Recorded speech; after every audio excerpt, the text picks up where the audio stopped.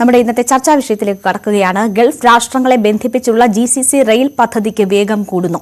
കുവൈറ്റിൽ നിന്ന് ആരംഭിച്ച് ഒമാൻ, ബഹ്റൈൻ, ഖത്തർ, UAE എന്നീ രാജ്യങ്ങൾ കടന്ന് ഒമാനിലെ മസ്കറ്റിൽ സമാപിക്കുന്ന രീതിയിലാണ് റെയിൽ പദ്ധതി വരുന്നത്. പദ്ധതി 2028-ൽ പൂർത്തിയാകുമെന്ന് കുവൈറ്റ് അറിയിച്ചു. ഈ വിഷയം ഇന്ന് നമ്മൾ ചർച്ച ചെയ്യുന്നു. സ്വാഗതം.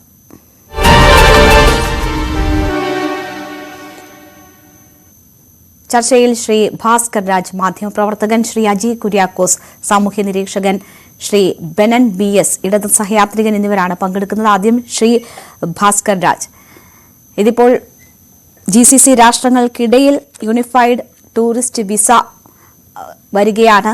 അതിന് പിന്നാലെ ഇപ്പോൾ GCC റെയിലും വരുന്നു. അത് 2028 പൂർത്തിയാകുമെന്നാണ് കരുതുന്നത്. പക്ഷേ ഇതിനെ കണക്ട് ചെയ്യുന്ന ഇടങ്ങളിലൊക്കെ റെയിൽ സർവീസുകൾ ആരംഭിക്കുകയും അതിന്റെ നിർമ്മാണം വളരെ വേഗത്തിൽ പുരോഗമിച്ചുകൊണ്ടിരിക്കുകയുമാണ്. പൂർണ്ണാർത്ഥത്തിൽ 2028-ൽ സാധ്യമാകുമെന്ന് കരുതുന്നു.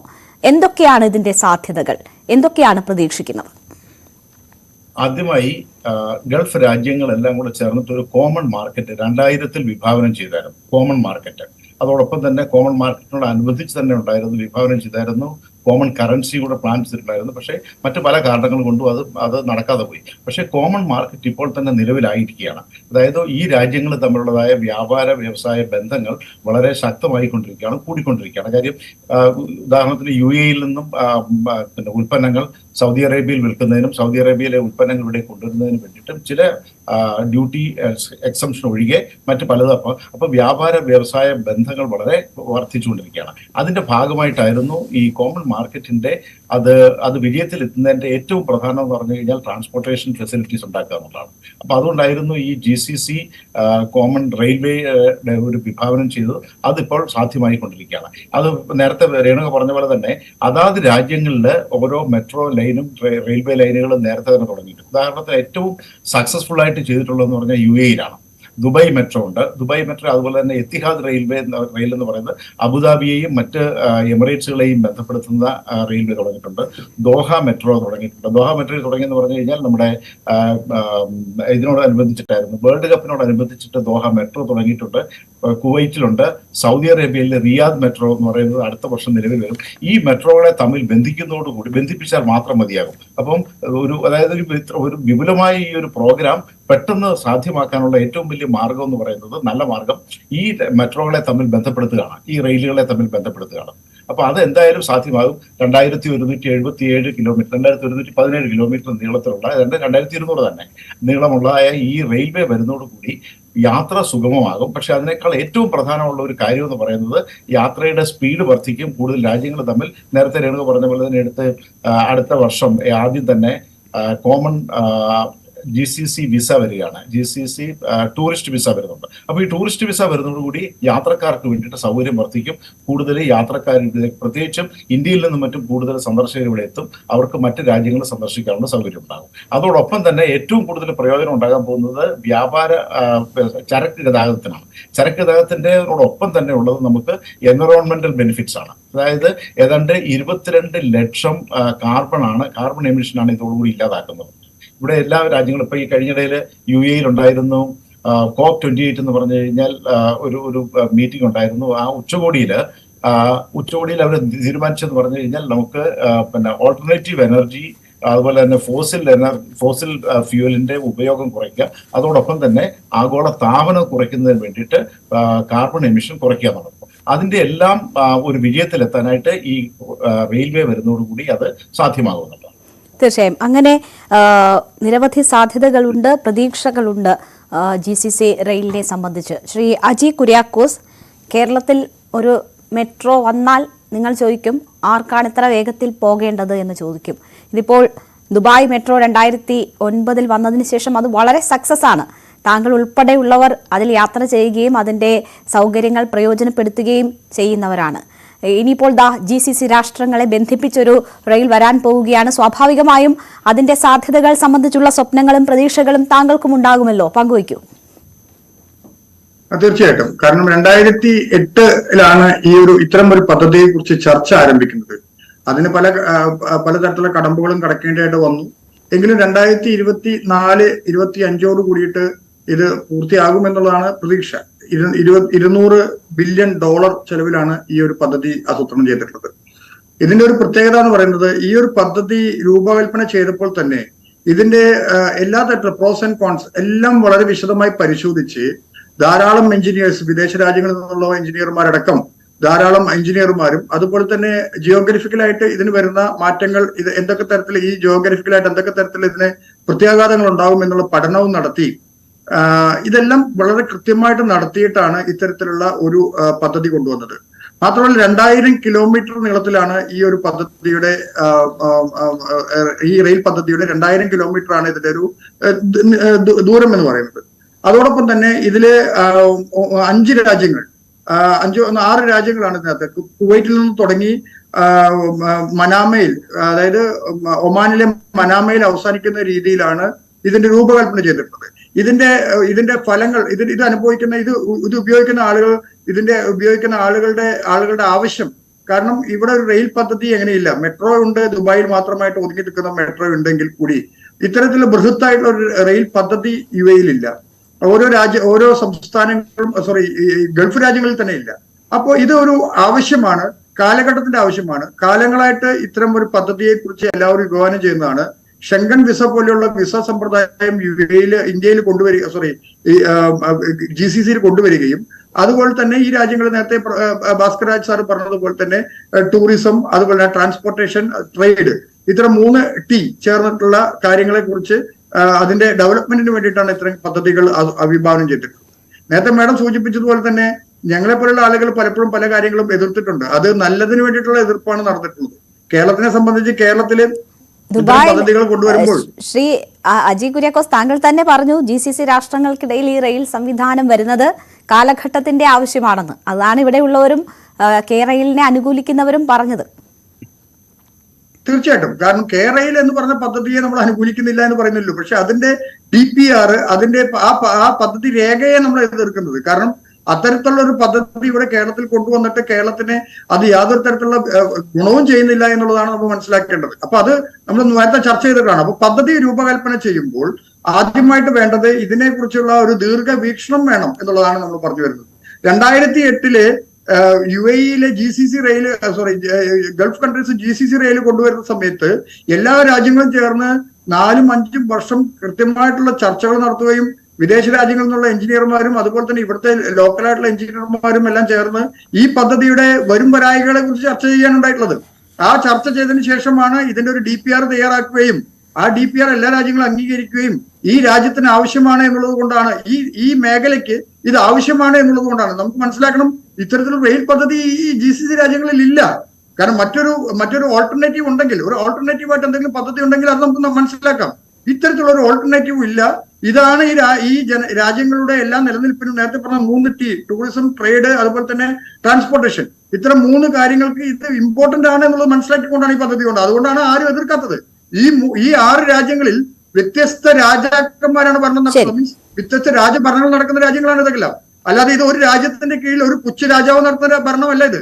അപ്പൊ വ്യത്യസ്ത രാജ്യങ്ങൾ തമ്മിൽ ഏകോപനം നടത്തി ആ രാജ്യങ്ങൾക്ക് കൂടി ഇത് ഉപയോഗപ്രദമാകുമെന്ന് കണ്ടതുകൊണ്ട് മാത്രമാണ് ഇത്തരത്തിൽ പദ്ധതി കൊണ്ടുവന്നത്. നമ്മൾ കേരളത്തിൽ കൃത്യമായ ആലോചനകളോടെ പദ്ധതി ആവിഷ്കരിച്ച് നടപ്പാക്കുന്നു എന്നതാണ് പ്രത്യേകതയായി അദ്ദേഹം ചൂണ്ടിക്കാട്ടുന്നത്. അദ്ദേഹം സാമൂഹ്യ നിരീക്ഷകനായിട്ടാണ്, അഭിഭാഷകനും ഒക്കെ ആയിട്ടാണ് നമ്മുടെ ഈ ചർച്ചയിൽ പങ്കെടുക്കുന്നതെങ്കിൽ പോലും ഗൾഫ് 18 കണ്ടിട്ടുള്ള പ്രേക്ഷകർക്ക് അറിയാം, അദ്ദേഹം ഒരു കോൺഗ്രസ് പ്രവർത്തകനാണ്, സജീവ രാഷ്ട്രീയത്തിൽ തന്നെ ഉള്ള വ്യക്തിയുമാണ്. അതുകൊണ്ടാണ് ഞാനത് കണക്ട് ചെയ്ത് ചോദിച്ചത്. പ്രേക്ഷകരുടെ അറിവിലേക്കായി ഞാൻ പറയുകയാണ്. ശ്രീ ബെനൻ, ഇവിടെ ഇപ്പോൾ പ്രവാസികളെ സംബന്ധിച്ച് നോക്കുകയാണെങ്കിൽ സാധാരണ നമ്മളുടെ നാട്ടിൽ നിന്ന് അവിടെ പ്രവാസത്തിലുള്ളവരെ സംബന്ധിച്ചായാലും പല തട്ടുകളിൽ ഉള്ള പ്രവാസം ഉണ്ട്. അത് താഴെ തട്ടിൽ ഉള്ള ബ്ലൂ കോളർ ജോലി ചെയ്യുന്ന പ്രവാസികൾ മുതൽ വലിയ രീതിയിലുള്ള ബിസിനസ് ചെയ്യുന്ന ആളുകൾ വരെയുണ്ട്. അപ്പോൾ എങ്ങനെയാണ്, ആർക്കൊക്കെയാണ് ഇതിൻ്റെ പ്രയോജനം കൂടുതലായി ലഭിക്കുക എന്നാണ് താങ്കൾ മനസ്സിലാക്കുന്നത്? സാധാരണ പ്രവാസികൾക്കുൾപ്പെടെ വലിയ പ്രതീക്ഷകൾ ഇക്കാര്യത്തിലുണ്ടോ? കൂടുതൽ യാത്ര എളുപ്പമാകുന്നു, അത് ചിലവ് കുറഞ്ഞതാകുന്നു, ഒപ്പം തന്നെ വളരെ വേഗത്തിൽ പോയി വരാനൊക്കെയുള്ള സംവിധാനം, അത് സാധാരണ പ്രവാസികളെ സംബന്ധിച്ച് ഒരുപാട് ആവശ്യമില്ല എങ്കിൽ പോലും ഏതൊക്കെ തരത്തിൽ ഗുണം ചെയ്യുമെന്നാണ് കരുതുന്നത്? സാധാരണ ഇതിൽ എനിക്ക് ഇതിൽ നിന്ന് മനസ്സിലാക്കാൻ കഴിഞ്ഞിട്ടുള്ളത് ആദ്യഘട്ടം എന്നുള്ള നിലയ്ക്ക് ചരക്ക് ഗതാഗതവും മറ്റുമൊക്കെ ആയിരിക്കും അവർ ഏറ്റവും കൂടുതൽ പ്രാധാന്യം നൽകുന്നത് എന്നാണ് മനസ്സിലാക്കാൻ കഴിഞ്ഞിട്ടുള്ളത്. എല്ലാ ഗൾഫ് രാജ്യങ്ങളെയും ബന്ധിപ്പിച്ചുകൊണ്ടുള്ള ഒരു നിർദ്ദിഷ്ട റെയിൽവേ ആണ് അവർ ഉദ്ദേശിക്കുന്നത്. വിവിധ കാരണങ്ങൾ തന്നെ പദ്ധതി മന്ദീഭവിച്ച് കിടക്കുകയായിരുന്നു. സൗദിയും സഖ്യരാജ്യങ്ങളും ഖത്തറും തമ്മിലുണ്ടായ തർക്കം തന്നെയായിരുന്നു അതിന് പ്രധാനമായിട്ടും കാരണങ്ങളായിട്ട് ഉണ്ടായിരുന്നത്. അതൊക്കെ കഴിഞ്ഞ കുറച്ച് കാലങ്ങളെ അതിനെല്ലാം ചർച്ചകളിലൂടെയും മറ്റുമൊക്കെ ഇത് ചെയ്തതിനു ശേഷം ഇത്തരത്തിലുള്ള ഒരു പദ്ധതി നടപ്പിലാക്കുമ്പോൾ എനിക്ക് തോന്നുന്നത് ഇപ്പോ തന്നെ ഒരു വിസ സമ്പ്രദായം GCC രാജ്യങ്ങൾ ചെയ്തിട്ടുണ്ട്. ഈ 6 രാജ്യങ്ങളെ തമ്മിൽ കണക്ട് ചെയ്തുകൊണ്ട് തമ്മിൽ പോകുന്നതിനും മറ്റുമായിട്ടുള്ള അതൊക്കെ ഇതിന്റെ ഭാവി ഇത് ഇത്തരത്തിലുള്ള യാത്രയ്ക്ക് മറ്റൊക്കെ ഗുണകരമാകും എന്നാണ് മനസ്സിലാക്കാൻ കഴിയുന്നത്. മാത്രമല്ല ഇത് ഒരു രാജ്യത്തിന്റെ തന്നെ വളർച്ചയെയും അതായത് ഒരു പ്രദേശത്തിന്റെ ആകെ വളർച്ചയ്ക്ക് ഇത് വളരെയേറെ ഗുണകരമാകുമെന്ന് തന്നെയാണ് മനസ്സിലാക്കാൻ കഴിയുന്നത്. ഇത്തരത്തിലുള്ള വികസന പ്രവർത്തനങ്ങൾ വരുമ്പോൾ മറ്റുള്ള രാജ്യങ്ങളിൽ ഇത്തരത്തിലുള്ള വികസന പ്രവർത്തനങ്ങൾ വരുമ്പോൾ ആ വികസന പ്രവർത്തനങ്ങളെല്ലാം നമ്മൾ പ്രശംസിക്കുന്നതിനോടൊപ്പം തന്നെ നമ്മുടെ രാജ്യത്ത് അല്ലെങ്കിൽ നമ്മുടെ നാട്ടിൽ ഇതൊക്കെ വരുമ്പോൾ അതിനെ എതിർക്കുന്ന ഒരു മനോഭാവം ഒഴിവാക്കുക കൂടി ചെയ്യണമെന്ന് ഈ ഒരു ചർച്ചയുടെ ഭാഗമായി ഞാൻ അഭ്യർത്ഥിക്കുകയാണ്. കാരണം കേരളത്തിന്റെ വികസന മാതൃക തന്നെ മാറ്റിമറിക്കുവാൻ സാധ്യമായിരുന്ന കേരയിൽ എന്ന് പറയുന്ന ഒരു വലിയ പദ്ധതിയെ മുട്ടാപ്പൊക്ക് ന്യായങ്ങൾ പറഞ്ഞും ഇല്ലാത്ത കാര്യങ്ങൾ പറഞ്ഞും ഒക്കെ അതിനെ എതിർക്കുമ്പോൾ ഇത്തരത്തിലുള്ള മറ്റു രാജ്യങ്ങൾ അത് 6 രാജ്യങ്ങൾ ചേർന്നിട്ടാണ് ചെയ്യുന്നത്. നമ്മുടെ ഒരു കൊച്ചു സംസ്ഥാനത്തിന് ഒറ്റയ്ക്ക് ചെയ്യാൻ കഴിയുന്ന ഒരു സംവിധാനത്തെ പോലും അട്ടിമറിക്കപ്പെടുകയും വികസനത്തെ തടയുകയും ചെയ്തൊരു കാലഘട്ടത്തിലാണ് നാം കടന്നു പോയിക്കൊണ്ടിരിക്കുന്നത്. അപ്പോഴാണ് 6 രാജ്യങ്ങൾ കൂടി ചേർന്നുകൊണ്ട് ഇത്തരത്തിലുള്ള ബൃഹത്തായ ഒരു പദ്ധതി, അത് 6 രാജ്യങ്ങൾ, 6 ഭരണാധികാരികൾ, 6 വ്യത്യസ്ത രീതിയിലുള്ള രാജ്യങ്ങൾ അവർ കൂടി ചേർന്നുകൊണ്ട് ചെയ്യുമ്പോൾ കേരളം കണക്കൊരു കൊച്ചു സംസ്ഥാനത്തിൽ അത് നടപ്പിലാക്കാൻ പോലും കഴിയുന്നില്ല എന്നുള്ളത് മാധ്യമപ്രവർത്തകരും നമ്മളും ഒക്കെ സ്വയം ചിന്തിക്കേണ്ട ഒരു ഘടകം കൂടിയാണെന്ന് ഞാൻ ഇവിടെ ഓർമ്മിപ്പിക്കുകയാണ്. ശരി, അതാണ് ഞാൻ അദ്ദേഹത്തോട് അജി കുര്യാക്കോസിനോട് ആദ്യം തന്നെ അക്കാര്യങ്ങളിൽ വിശദീകരണം തേടിയത്. DPR ഉൾപ്പെടെയുള്ള അവ്യക്തതകളെ കുറിച്ചാണ് അദ്ദേഹം ആ കാര്യത്തിൽ സൂചിപ്പിച്ചത്. ഞാൻ താങ്കളിലേക്ക് തിരിച്ചെത്താം. ശ്രീ ഭാസ്കർ രാജ്, ഇവിടെ ഇപ്പോൾ ഈ GCC രാഷ്ട്രങ്ങളെ സംബന്ധിച്ച് നോക്കുകയാണെങ്കിൽ റോഡ് ട്രാൻസ്പോർട്ട് വലിയ രീതിയിൽ വികസിച്ചിട്ടുള്ള രാഷ്ട്രങ്ങളാണ്. ഏവിയേഷനും മാരിടൈമും ഒക്കെ നോക്കുകയാണെങ്കിലും അവിടെയൊക്കെ അതിൻ്റെ പരമാവധി സാധ്യതകൾ പ്രയോജനപ്പെടുത്തുന്ന രാഷ്ട്രങ്ങളാണ്. പക്ഷേ ഭാവിയെക്കുറിച്ച് ചിന്തിക്കുമ്പോൾ അല്ലെങ്കിൽ 10, 20, 30 വർഷം കഴിഞ്ഞുള്ള ഒരു സാഹചര്യത്തെക്കുറിച്ച്, അന്നത്തെ ട്രാൻസ്പോർട്ടേഷനെ കുറിച്ച് ചിന്തിക്കുമ്പോൾ അവർ റെയിൽവേക്ക് പ്രാമുഖ്യം നൽകുന്നു എന്ന് വേണം നമ്മൾ ഇപ്പോഴത്തെ ഈ നീക്കത്തിൽ നിന്ന് മനസ്സിലാക്കാൻ. അപ്പോൾ റെയിൽ ട്രാൻസ്പോർട്ടിന്റെ പ്രാധാന്യം വരും കാലത്ത് കൂടുതലാണ് എന്ന സൂചനയാണോ ഇത് നൽകുന്നത്? അതിന്റെ കാരണങ്ങൾ എന്തൊക്കെയാണ്? തീർച്ചയായിട്ടും ആദ്യം തന്നെ നമുക്ക് G20 ഒരു പ്രഖ്യാപനം ഉണ്ടായത് ഓർക്കുന്നുണ്ടാകും. ഒരു ഇടനാഴി, സാമ്പത്തിക ഇടനാഴി, അതായത് ഇന്ത്യ, മിഡിൽ ഈസ്റ്റ്, യൂറോപ്പ് ഒരു സാമ്പത്തിക ഇടനാഴി പ്രഖ്യാപിച്ചിട്ടുണ്ടായിരുന്നു. അതനുസരിച്ചിട്ട് ഇന്ത്യയിൽ നിന്ന് ചരക്ക് ഗതാഗതം, പ്രത്യേകിച്ച് അതായത് ഷിപ്പ് ടു റെയിൽ എന്നുള്ളതാണ്. ഇന്ത്യയിൽ നിന്ന് ചരക്ക് ഗതാഗതം നമുക്ക് മിഡിൽ ഈസ്റ്റിൽ വന്നതിന് ശേഷം മിഡിൽ ഈസ്റ്റ് കൂടി യൂറോപ്യൻ രാജ്യങ്ങളിലേക്ക് പോകുവാനുള്ള ഒരു സാമ്പത്തിക ഇടനാഴി പ്രഖ്യാപിച്ചിട്ടുണ്ടായിരുന്നു. ഈ ഇടനാഴി നിലവിൽ വരുന്നതോടുകൂടി വളരെയധികം മാറ്റങ്ങളാണ് വരുന്നത്. അതായത് അത് കടന്നു പോകുന്ന എല്ലാ രാജ്യങ്ങളിലും സാമ്പത്തിക പുരോഗതിക്ക് വഴിവെക്കുമെന്നുള്ളതാണ്. ഒന്ന്, ഇന്ത്യയിൽ നിന്നും ചരക്ക് ഗതാഗതം UAE-യിലേക്ക് വന്നു കഴിഞ്ഞാൽ UAE-യിൽ നിന്നും അത് ഗൾഫിലെ മറ്റു രാജ്യങ്ങളിലേക്കും അതുപോലെ തന്നെ യൂറോപ്പിലേക്കും പോകാനിടയാകും. ഇതുകൊണ്ട് വരാൻ പോകുന്ന ഏറ്റവും വലിയ പ്രത്യേകത എന്ന് പറഞ്ഞു കഴിഞ്ഞാൽ ഷിപ്പ് മുഖാന്തരം UAE-യിലെത്തുന്നു.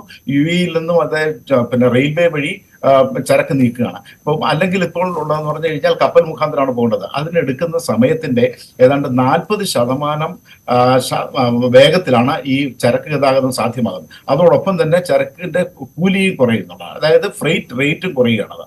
അപ്പൊ ഇത് വരുന്നതോടുകൂടി ഇന്ത്യൻ പ്രോഡക്ട്സ്, അതാണ് നമുക്ക് പ്രധാനമായിട്ട് നോക്കേണ്ടത്. ഇന്ത്യക്കാർക്ക് എന്തെല്ലാം പ്രയോജനം ഉണ്ടാകും, അല്ലെങ്കിൽ പ്രവാസികൾക്കുള്ള പ്രയോജനം എന്ന് പറഞ്ഞു കഴിഞ്ഞാൽ ഇന്ത്യയിൽ നിന്നും ചരക്ക് ഗതാഗതം കൊണ്ടുവരുമ്പോൾ ഇവിടെ നിന്നുള്ള എക്സ്പോർട്ടേഴ്സിന്, ഇന്ത്യയിലെ എക്സ്പോർട്ടേഴ്സിന് ഈ UAE മാർക്കറ്റിലേക്കും അതുപോലെ തന്നെ അതിനോടനുബന്ധിച്ചിട്ടുള്ള എല്ലാ മാർക്കറ്റിലേക്കും ഇന്ത്യൻ ഉൽപ്പന്നങ്ങൾ എത്തിക്കുവാനായിട്ട് പ്രയോജനപ്പെടും എന്നുള്ളതാണ്. അതാണ് ഇതിന്റെ ഏറ്റവും വലിയൊരു പ്രയോജനം എന്നുള്ളത്. ഇത് നേരത്തെ വിഭാവനം ചെയ്തതല്ല, പക്ഷേ ഇപ്പോൾ ഈ G20 നമ്മൾ വിഭാവനം ചെയ്ത ഈ സാമ്പത്തിക ഇടനാഴിയും കൂടെ ഇതോടുകൂടി ബന്ധപ്പെടുന്നതോടുകൂടി ഇത് കുറെ കൂടെ സുഗമമാകുകയും കുറെ കൂടെ സ്പീഡിലാകുകയും ചെയ്യുന്നുള്ളതാണ്. മറ്റൊന്ന് പറഞ്ഞു കഴിഞ്ഞാൽ ഈ എൻവറോൺമെന്റൽ ഇഷ്യൂസിന്റെ ഒരു പ്രത്യേകതയാണ്. നമുക്ക് ട്രാൻസ്പോർട്ടേഷന്റെ ഒപ്പം തന്നെ പരിസ്ഥിതിക്ക് അനുകൂലമായ ഒരു സാഹചര്യം ഉണ്ടാകുന്നു. ഫോസിൽ ഫ്യൂവലിന്റെ ഉപയോഗം കുറയുന്നു.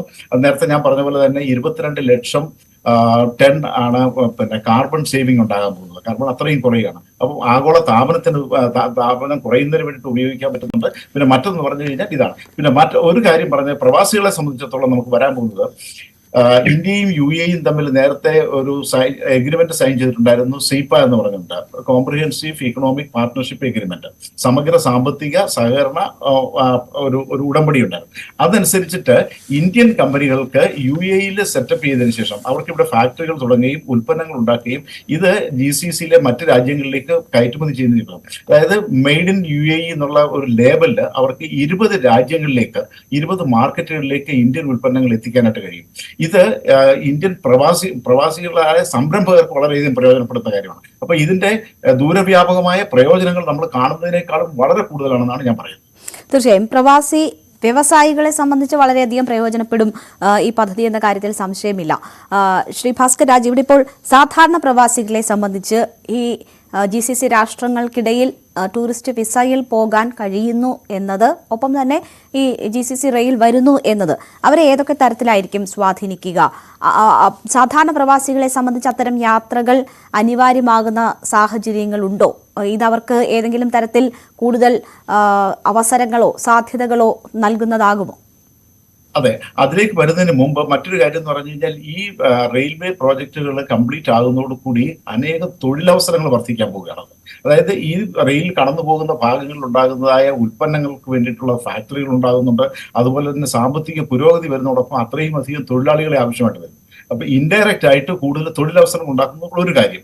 മറ്റൊന്ന്, പ്രവാസികളെ സംബന്ധിച്ചിടത്തോളം ഇപ്പോൾ തന്നെ UAEയിലുള്ള പ്രവാസികൾ പലപ്പോഴും അവർ വീക്കെൻഡിലോ അല്ലെന്നുണ്ടെങ്കിൽ ഏതെങ്കിലും പിന്നെ ഹോളിഡേയ്സിലോ അവർ പലപ്പോഴും യാത്ര ചെയ്യുന്നത് ഒമാനിലേക്കും സൗദി അറേബ്യയിലേക്കും മറ്റും യാത്ര ചെയ്യാറുണ്ട്. അത് പിന്നെ സ്വന്തം വാഹനങ്ങളിലാകാം, അല്ലെന്നുണ്ടെങ്കിൽ അവർ ഫ്ലൈറ്റിലാകാം എന്നും. പക്ഷെ ഈ UAE റെയിൽ വരുന്നതോടുകൂടി, അല്ലെങ്കിൽ അതായത് കോമൺ റെയിൽ വരുന്നതോടുകൂടി, അതോടൊപ്പം തന്നെ നമുക്ക് ഈ GCC വിസ വരുന്നതോടുകൂടി, GCC കോമൺ വിസ വരുന്നതോടുകൂടി യാത്ര കൂടുതൽ ഉണ്ടാകും. കൂടുതൽ ആളുകൾ അവിടേക്ക് യാത്ര ചെയ്യും. അതായത് പിന്നെ ടൂറിസ്റ്റുകളുടെ ഒരു ഒഴുക്കുണ്ടാകും എന്നുള്ളതാണ്. അതിനോടനുബന്ധിച്ച് തന്നെ ടൂറിസം മേഖലയ്ക്ക് വലിയധികം മാറ്റം ഉണ്ടാകും. ഈ ടൂറിസം മേഖലയ്ക്ക് വരുമ്പോൾ കൂടുതൽ ഹോട്ടലുകൾ ഉണ്ടാകുന്നുണ്ട്. അതോടനുബന്ധിച്ചിട്ടുള്ളതായ മറ്റെല്ലാ സൗകര്യങ്ങളും, അടിസ്ഥാന സൗകര്യങ്ങളും വികസിക്കുന്നതോടുകൂടി ഇൻഡയറക്റ്റ് ആയിട്ട് വരാൻ പോകുന്നു പറഞ്ഞു കഴിഞ്ഞാൽ കൂടുതൽ തൊഴിലവസരങ്ങളാണ് ഉണ്ടാകാൻ പോകുന്നത്. തീർച്ചയായും. ശ്രീ അജി കുര്യാക്കോസ്, ഇവിടെ ഇപ്പോൾ മെട്രോ സർവീസുകളെ സംബന്ധിച്ച് നോക്കുകയാണെങ്കിൽ ദുബായിൽ 3ാമത്തെ മെട്രോ സർവീസ് വരാൻ പോവുകയാണ്. ബ്ലൂ ലൈൻ പ്രോജക്റ്റ് വരാൻ പോകുന്നു. നേരത്തെയുള്ള 2 പ്രോജക്റ്റുകളും വളരെ സക്സസ് ആയിരുന്നു എന്ന് നമുക്ക് നോക്കിയാൽ കാണാം.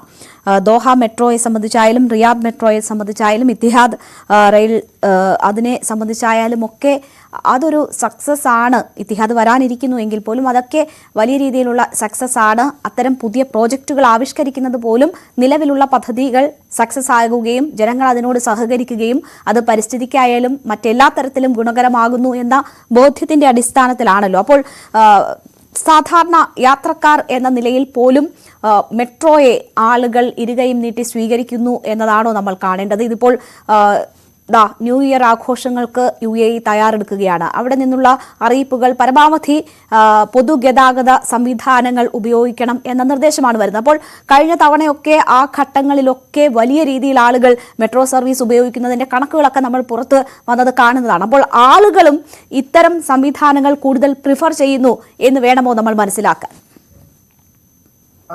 ഇത് വളരെ വ്യക്തമാണ്. കാരണം ഇപ്പോ മെട്രോയൊക്കെ നമുക്ക് മറക്കാം. കാരണം മെട്രോയൊക്കെ കുറെ കാലങ്ങളായിട്ട് രൂപകൽപ്പന ചെയ്ത് അതിന്റെ ഒരു 70% പ്രവർത്തനങ്ങളൊക്കെ കഴിഞ്ഞിട്ടുള്ളതാണ്. അപ്പോ ഇനിയിപ്പോ ബാക്കിയുള്ള 30% പ്രവർത്തനങ്ങളാണ് മെട്രോ ദുബായിനെ സംബന്ധിച്ച് ദുബായ് മെട്രോയ്ക്ക് കൊണ്ടുവരാനുള്ളത്. കാരണം അത് ഉപയോഗിക്കുന്ന ആളുകളുടെ ബൃഹത്തായ ജനങ്ങളുടെ ആ ഒരു ഉപയോഗം കണ്ടാൽ നമുക്ക് മനസ്സിലാക്കാൻ പറ്റും എത്രത്തോളം ആളുകൾ അത് ആഗ്രഹിച്ചിരുന്നു എന്നുള്ളത് നമുക്ക് മനസ്സിലാക്കാൻ പറ്റും. ഇതെല്ലാം പോട്ടെ, ഇപ്പൊ നമുക്ക് പുതുതായിട്ട് ഇപ്പൊ വരുന്ന ഇത്തിഹാദ് റെയിൽ, ഇപ്പോൾ നമ്മൾ മനസ്സിലാക്കേണ്ടത് UAEക്ക് ഉള്ളിലൂടെയാണ് ഈ ഇത്തിഹാദ് റെയിൽ കടന്നു പോകുന്നത്. അത് അബുദാബിയിൽ നിന്നും ഫുജേറ വരെ പോകുന്ന ഒരു പ്രൊജക്റ്റാണ് ഇത്തിഹാദ് റെയിൽ. ആ ഇത്തിഹാദ് റെയിലിന്റെ വർക്ക് നടക്കുന്നത് ഇവിടുത്തെ ഒരു പ്രവാസിയെ സംബന്ധിച്ച്, ഞാനടക്കമുള്ള പ്രവാസിയെ സംബന്ധിച്ച് നമ്മൾ കണ്ടിട്ടില്ല. കാരണം അതിനൊരു തടസ്സമോ യാത്രയ്ക്കോ അതല്ലെങ്കിൽ മറ്റുള്ള ഗതാഗതത്തിനൊരു തടസ്സമോ അതല്ലെങ്കിൽ പ്രദേശങ്ങൾ തമ്മിൽ വിഭജിച്ചുകൊണ്ടുള്ള ഒരു യാത്രയോ ഇതൊന്നും അല്ല ഇവിടെ നടക്കുന്നത്. ഇവിടെ വളരെ കൃത്യമായിട്ടുള്ള പദ്ധതി കൊണ്ടാണ്, കൃത്യമായിട്ടുള്ള പ്ലാനിങ് ആണ്. ഞാൻ മനസ്സിലാക്കേണ്ടത് ഇതിൽ ഏറ്റവും കൂടുതൽ രസകരമായിട്ട് നമുക്ക് മനസ്സിലാക്കാൻ പറ്റുന്നത് കൃത്യമായിട്ടുള്ള പ്ലാനിങ് ആണ്. ഈ പ്ലാനിങ് ഇല്ലാത്തതാണ് നമ്മുടെ രാജ്യത്തിന്റെ എസ്പെഷ്യലി കേരളത്തിന്റെ ഒരു പ്രശ്നം. ഞാനത് നേരത്തെ സൂചിപ്പിച്ചത്. അത് എന്നെ ഒരു എന്താ പറയുക കരിങ്കാലിയായിട്ട് കണക്കാക്കേണ്ട കാര്യമില്ല. കാരണം കൃത്യമായൊരു പ്ലാനിങ് ഉണ്ടെങ്കിൽ നമുക്ക് എങ്ങനെയാണ് ഈ ഒരു പ്രൊജക്ട് കൊണ്ടുവരാൻ എവിടെയോ ഏതെങ്കിലും വീട്ടിൽ കൊണ്ടുവരും 2-3 മഞ്ഞക്കുറ്റി തീർച്ചയായും അജി കുര്യാക്കോസ്, ഞാൻ ഇടപെടുന്നതിൽ ഒന്ന് ക്ഷമിക്കുക. താങ്കൾ ഇപ്പോൾ പറയുന്ന കാര്യങ്ങൾ വ്യക്തമാണ്. അപ്പോൾ ഞാൻ തുടക്കത്തിൽ ചോദിച്ചു ആർക്കാണ് ഇത്ര വേഗത്തിൽ പോകേണ്ടത് എന്ന ഒരു ചോദ്യം ഇവിടെ നിന്നുണ്ടായതാണ്. ആ ചോദ്യം ഇപ്പോഴും ബാക്കിയാണ്. അത് താങ്കളുടെ സഹപ്രവർത്തകരിൽ നിന്നാണ് ഇവിടെ ഉണ്ടായത്. അപ്പോൾ വേഗത്തിൽ പോകേണ്ടുന്നവരുണ്ട്. താങ്കൾ ഇപ്പോൾ പറഞ്ഞ പോയിന്റ് ഒക്കെ വളരെ കൃത്യമാണ്. കൂടുതൽ ആസൂത്രണം വേണം, അല്ലെങ്കിൽ നമ്മുടെ പരിസ്ഥിതിക്ക് യോജിക്കുന്നതായിരിക്കണം എന്നതൊക്കെ വളരെ കറക്റ്റാണ്. പക്ഷേ ആളുകൾക്ക് വേഗത്തിൽ പോകണം എന്ന കാര്യമെങ്കിലും നിങ്ങൾ അംഗീകരിക്കണം. ഇല്ല, ഇവിടെ UAE സംബന്ധിച്ച് മാഡം ഒരു കാര്യം വളരെ കൃത്യമായിട്ട് മനസ്സിലാക്കേണ്ടത്, ഇവിടെ നിന്നും 10 മിനിറ്റ് കൂടുമ്പോൾ ഈ പറയുന്ന എല്ലാ 6 രാജ്യങ്ങളിലേക്കും വിമാനങ്ങൾ ഇവിടുത്തെ 3 എയർപോർട്ടുകളിൽ നിന്ന് കൃത്യമായിട്ട് പുറപ്പെട്ടുകൊണ്ടിരിക്കുന്നുണ്ട്. അവിടെ ഈ ട്രെയിനിൽ സഞ്ചരിക്കുന്നതിനേക്കാൾ കൂടുതൽ ആളുകൾക്ക് എത്രയും പെട്ടെന്ന് ഈ വിമാനമാർഗം ആ രാജ്യങ്ങളിൽ സഞ്ചരിക്കാൻ പറ്റും. നമ്മുടെ കേരളത്തിലെ പോണമല്ലോ അജി കുര്യാക്കോസ്. അല്ല, ഞാൻ പറയട്ടെ, സാധാരണക്കാരെ സംബന്ധിച്ച് അതാണ് ഇവിടുത്തെ വിഷയം. ഇപ്പൊ നമ്മൾ പറഞ്ഞല്ലോ, ഇപ്പൊ കാസർഗോഡിൽ നിന്ന് ഒരു വ്യക്തി തിരുവനന്തപുരത്ത് പോയിട്ട് ചായ കുടിച്ച് ഉച്ചയ്ക്ക് വൈകുന്നേരം കാസർഗോഡ് വന്ന് ഭക്ഷണം കഴിക്കാൻ പോകുന്നു എന്ന് പറയുന്ന പോലെയല്ല ഇവിടുത്തെ കാര്യങ്ങൾ. ഇവിടെ കൃത്യമാണ്. ഇവിടെ ഓരോ GCCയിലെ ഓരോ രാജ്യങ്ങളിലേക്കും കൃത്യമായി വിമാന സർവീസുകളുണ്ട്. എന്തുകൊണ്ട് റെയിൽ സർവീസ് പ്രിഫർ ചെയ്യുന്നു എന്നുള്ളതാണ് അടുത്തൊരു ചോദ്യം. ഇവിടെ 3 കാര്യങ്ങൾ ഞാൻ നേരത്തെ പറഞ്ഞു. ഒന്ന്, ട്രാൻസ്പോർട്ടേഷൻ സംബന്ധിച്ചിട്ട് ഇപ്പൊ ഈ നേരത്തെ മാഡം സൂചിപ്പിച്ച പോലെ സാധാരണക്കാർക്ക് യാത്ര ചെയ്യുന്ന ഒരു സൗകര്യം ഉണ്ടാക്കി കൊടുക്കുക എന്നുള്ളതാണ് ട്രാൻസ്പോർട്ടേഷന്റെ ഭാഗം. അപ്പൊ നമ്മുടെ നാട്ടിൽ ഇത്തരം റെയിൽ സൗകര്യങ്ങൾ മുമ്പ് അവിടെ ഉണ്ട്, ഇല്ലാത്തതല്ല. കേരളത്തിൽ മുമ്പ് റെയിൽ സൗകര്യങ്ങൾ അവിടെ ഉണ്ട്. ഈ രാജ്യത്ത് 2-3 കീറി മുറിച്ചതിന് ശേഷം വേണ്ട ഈ റെയിൽ സൗകര്യം കൊണ്ടുവരാൻ അവിടെ ഓൾറെഡി റെയിൽ സൗകര്യം ഉണ്ട്. മറ്റൊന്ന്, ട്രേഡിന് വേണ്ടിയിട്ട് ഈ UAE സംബന്ധിച്ച് ഏറ്റവും കൂടുതൽ ഇതൊരു പ്രൊഡക്ഷൻ കൺട്രി അല്ല, ഇത് യൂട്ടിലൈസേഷൻ കൺട്രിയാണ്. ഇവിടെ പലതും യൂസ് ചെയ്യുകയാണ്, മറ്റു രാജ്യങ്ങളിൽ നിന്ന് കൊണ്ടുവന്ന് യൂസ് ചെയ്യുന്ന രാജ്യമാണ് UAE അല്ലെങ്കിൽ മറ്റു രാജ്യങ്ങൾ. അപ്പോൾ ഇവിടെ നിന്നുള്ള ചരക്കുകൾ അങ്ങോട്ടും ഇങ്ങോട്ടും കൊണ്ടുപോകുന്നതിന് ഏറ്റവും സൗകര്യപ്രദമായ മാർഗമാണ് ഈ റെയിൽ സർവീസ്. 3, ടൂറിസം. നേരത്തെ പറഞ്ഞ പോലെ ഇപ്പൊ ഇന്ന് ജനശതാബ്ദി എക്സ്പ്രസിൽ വന്ദേ ഭാരത് എക്സ്പ്രസിൽ യാത്ര ചെയ്യുന്ന ആളുകൾ 90% അവർ ആവശ്യത്തിന് വേണ്ടി പോകുന്നതല്ല, അവർ ടൂറിസം എന്ന രീതിയിൽ അത് കേരളത്തിന്റെ പല ഭാഗങ്ങളിലൂടെ സഞ്ചരിക്കുന്നതിന് വേണ്ടി പോകുന്നതാണ്. അപ്പൊ വിദേശികൾ വന്നാലും അങ്ങനെ തന്നെ പോകുന്നത്. അപ്പൊ ഇവിടെ ഈ 3 കാര്യങ്ങളുടെ കൂടെ ഊന്നിക്കൊണ്ടാണ് ഇവിടുത്തെ റെയിൽ പദ്ധതി കൊണ്ടുവന്നത്. നമ്മുടെ നാട്ടിൽ എന്താണ്, വേഗത്തിന് വേണ്ടി, സ്പീഡിന് വേണ്ടി ഈ കേരളത്തിൽ തന്നെ കീറി മുറിച്ചുകൊണ്ടുള്ള ഒരു പദ്ധതി കൊണ്ടുവന്നപ്പോഴാണ് എതിർത്തത്. നിങ്ങൾ നല്ലൊരു പദ്ധതി കൊണ്ടുവരൂ, നല്ലൊരു DPR കൊണ്ടുവരൂ. കൊച്ചി മെട്രോ ആരുടെ പദ്ധതിയാണ്, ആര് വിഭാവനം ചെയ്താണ്? ശരി, നമുക്ക് സമയം അവസാനിക്കുന്നത് കൊണ്ടാണ് ഞാൻ ഇടപെടുന്നത്. ശ്രീ ബെനൻ PS, താങ്കൾ തന്നെ ഉയർത്തിയ വിഷയത്തിനുള്ള മറുപടിയാണ് അജി കുര്യാക്കോസ് കുറച്ചുകൂടി വ്യക്തമായി പറഞ്ഞത്. ആസൂത്രണത്തിലെ പിഴവ് നമ്മുടെ പരിസ്ഥിതിക്ക് അനങ്ങുന്ന തരത്തിലല്ല. ഏറ്റവും ഒടുവിൽ നോക്കിയാൽ ഇവിടുത്തെ ജനങ്ങളെ പോലും പറഞ്ഞ് ബോധ്യപ്പെടുത്തി എന്താണ് ഈ പദ്ധതിയുടെ ആവശ്യം, ഭാവിയെ മുന്നിൽ കണ്ട് എന്ന് പറഞ്ഞ് മനസ്സിലാക്കാൻ കഴിഞ്ഞിട്ടില്ല എന്നതാണോ നമ്മുടെ പരാജയം? തീർച്ചയായും അല്ല. അങ്ങനെയുള്ള ഒരു പ്രചരണം നടക്കുന്നുണ്ടെങ്കിലും അത്തരത്തിലുള്ള ഒരു രീതിയിലല്ല പോയിരുന്നത്. ഇവിടെ തന്നെ ഇപ്പോ 67,000 കിലോമീറ്റർ ദൈർഘ്യത്തിലുള്ള റെയിൽവേയെ കുറിച്ച് ചർച്ച ചെയ്യുമ്പോൾ വെറും 530 കിലോമീറ്റർ മാത്രം ദൈർഘ്യമുണ്ടായിരുന്ന കേരളത്തിലെ ഒരു വലിയ പ്രോജക്റ്റിനെ തുരങ്കം വെച്ചിട്ടാണ് നമ്മൾ ഇവിടെ ഇരിക്കുന്നത്. അത് വേണ്ട എന്നുള്ള രീതിയിലേക്ക് ഇവിടെ തന്നെ ഇവിടെ പറയുകയുണ്ടായി. വിഴിഞ്ഞം വ്യവസായികമാണ്. വിഴിഞ്ഞം പോർട്ട് വന്നതോടുകൂടി കൊച്ചിയിൽ നിന്നും വിഴിഞ്ഞത്തേക്കും മറ്റുമൊക്കെയുള്ള ചരക്ക് ഗതാഗതം ഇതൊക്കെ ഈ റെയിൽവേ വന്നിരുന്നുവെങ്കിൽ വെറും 4 മണിക്കൂർ, അതായത് കേരളത്തിന്റെ ഇങ്ങേയറ്റം മുതൽ അങ്ങേയറ്റം വരെ വെറും 4 മണിക്കൂർ കൊണ്ട് പോയി വരാൻ കഴിയും. ഇവിടെ ഉപയോഗപ്പെടുത്തുന്ന മെട്രോയെ കുറിച്ചൊക്കെ അദ്ദേഹം വാചാലനാകുന്നതുകൊണ്ട് ഇത്തരത്തിലുള്ള മെട്രോയും മറ്റുമൊക്കെ ഉപയോഗപ്പെടുത്തുന്നതിന് തുല്യമായിട്ട് തന്നെയാണ് നമ്മൾ അവിടെ കേരളത്തിൽ കേരളിനെയും കണക്കാക്കിയിരുന്നത്. തീർച്ചയായും ശ്രീ ബെനൻ, അതാണ് ഞാൻ ചോദിച്ചത്, ആളുകളെ പറഞ്ഞു ബോധ്യപ്പെടുത്തുന്നതിൽ വീഴ്ച വന്നോ എന്ന്. ഇപ്പോഴും യാഥാർത്ഥ്യമാകാത്ത പദ്ധതിക്ക് വേണ്ടി മഞ്ഞക്കുറ്റികൾ വീട്ടിന്റെ മുറ്റത്ത് അടുക്കളയിലൊക്കെ കണ്ട ആളുകൾ പരിഭ്രാന്തരായി. അതൊക്കെ ഒഴിവാക്കിക്കൊണ്ട് നടപ്പിലാക്കി ജനങ്ങളെ വിശ്വാസത്തിലെടുത്ത് നടപ്പാക്കേണ്ട പദ്ധതിയായിരുന്നില്ലേ എന്ന് ഞാൻ ചോദിച്ചത് അതാണ്. തീർച്ചയായും അത് മാധ്യമങ്ങളും പ്രതിപക്ഷവും കൂടി അതിനകത്തേക്ക് ഒരു പ്രൊപ്പഗണ്ട തയ്യാറാക്കി അതിന് ജനങ്ങളിലേക്ക് വിഭ്രാന്തി ഉണ്ടാക്കുകയാണ് ഉണ്ടായത്.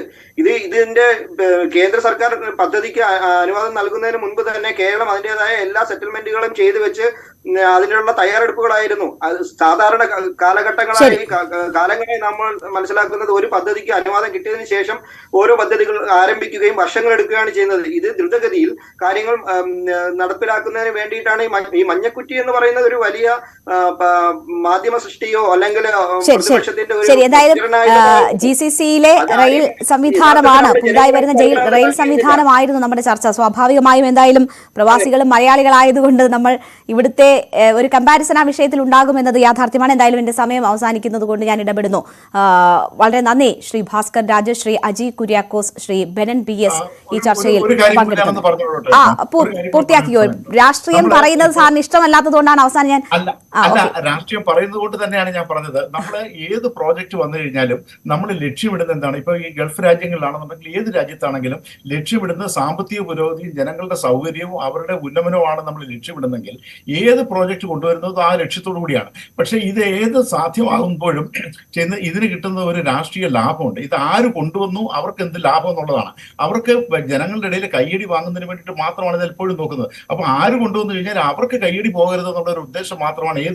ഉദാഹരണത്തിന് ഇപ്പം വിഴിഞ്ഞം പോർട്ടിനെ തന്നെ ആണെങ്കിൽ തന്നെ എത്രയോ പേരാണ് അതിന് പിതൃത്വം അവകാശപ്പെടുന്നത് എന്ന് പറഞ്ഞ പോലെ തന്നെയാണ്. അപ്പൊ ഇത് ലക്ഷ്യമിടുന്നത് സാമ്പത്തിക പുരോഗതിയും ജനങ്ങളുടെ സൗകര്യവുമാണ് നമ്മൾ ലക്ഷ്യമിടുന്നുണ്ടെങ്കിൽ ഈ രാഷ്ട്രീയമായ ഈ ചേരുതിരിവുകൾ ഇല്ലാതാകും. അത് നമ്മൾ അതിനപ്പുറത്തേക്ക് ചിന്തിച്ചെങ്കിൽ മാത്രമേ പുരോഗതി ഉണ്ടാകൂ എന്ന് എനിക്ക് പറയാനുള്ളൂ. തീർച്ചയായും വളരെ ശരിയായ അഭിപ്രായമാണ്. തീർച്ചയായും വളരെ നന്ദി 3 അതിഥികൾക്കും ചർച്ചയിൽ പങ്കെടുത്തതിന്. ഗൾഫ് 18 പ്രവാസി ശബ്ദം ഇന്നിവിടെ പൂർണ്ണമാകുന്നു. മറ്റൊരു വിഷയവുമായി ഇനി നാളെ കാണാം. നമസ്കാരം.